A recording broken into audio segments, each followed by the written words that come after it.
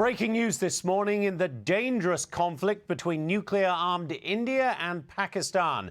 President Trump are now announcing that the two nuclear powers have agreed to a full and immediate ceasefire. Former Secretary of State and Fox News contributor Mike Pompeo joins us now.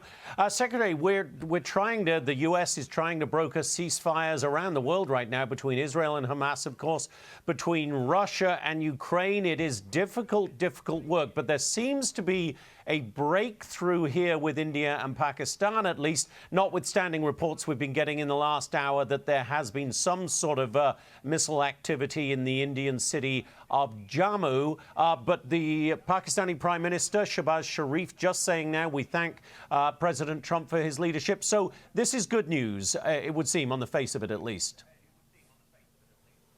Yes, good morning. It's indeed good news. The risk that this got out of hand, continued to escalate and move towards something when two nuclear powers are going at it is always very real.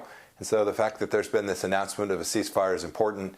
You know this, Jonathan. It's difficult to enforce these things. I hope that the missiles or the drones that we just read about having passed in the last hours post-ceasefire were just stray voltage. That is, the militaries didn't get the message, and that indeed we have a sustainable model and talks between the two. They've been going at it for an awfully long time, at least since 1947. And if we've put this latest flare-up to bed, it's a good thing for the world, while we have two other wars that are still actively engaged in that also need to come to rest. Yeah, and let's talk about one of those, Mr. Secretary, the Ukraine-Russia conflict. Now, European leaders met with President Volodymyr Zelensky of Ukraine overnight, our time. They are pushing for this 30-day ceasefire now. Does that put significant pressure on Russian President Vladimir Putin? That's clearly what it's designed to do, but will that work? I hope it does, but I must say I'm not optimistic.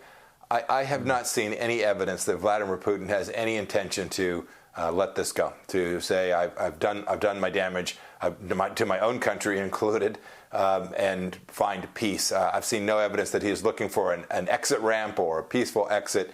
And the West needs to prevail in this conflict. Europe needs to do its part. I'm glad they're engaged and leading.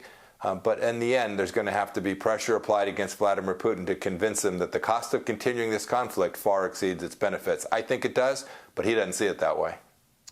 The President Trump and members of his administration have said that the U.S. might possibly just walk away if a deal isn't done soon. Is that a good move? Well, you can stop being part of the conversation directly, but you can't walk away from this conflict. There are still civilians being killed in Ukraine. It's impacting the American economy. You have the Chinese and the North Koreans backing the Russians here.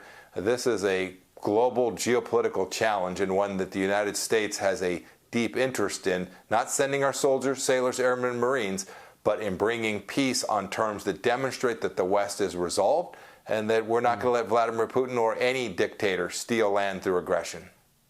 And, Mr. Secretary, if I could just turn to the U.S. and Iran quickly before I let you go. More nuclear talks expected this week. Do you expect progress in those talks, significant progress? I don't see a path to convincing the Ayatollah to give up his nuclear weapons. I hope I'm wrong. You know, I worked to do this with the North Koreans. We were unsuccessful there. There were other places we made more progress, especially on the Iran file, by putting pressure on them.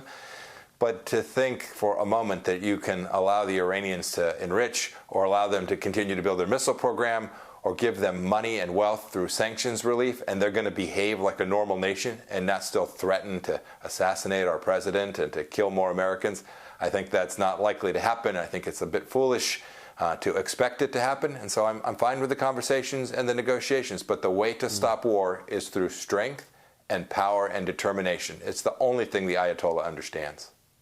Former Secretary of State Mike Pompeo, it is always a pleasure and an education to talk to you, sir. Thank you so much. Thank you, sir. Pompeo. Hey everyone, I'm Emily Campagno. Catch me and my co-hosts Harris Faulkner and Kaylee McEnany on Outnumbered every weekday at 12 p.m. Eastern, or set your DVR. Also, don't forget to subscribe to the Fox News YouTube page for daily highlights.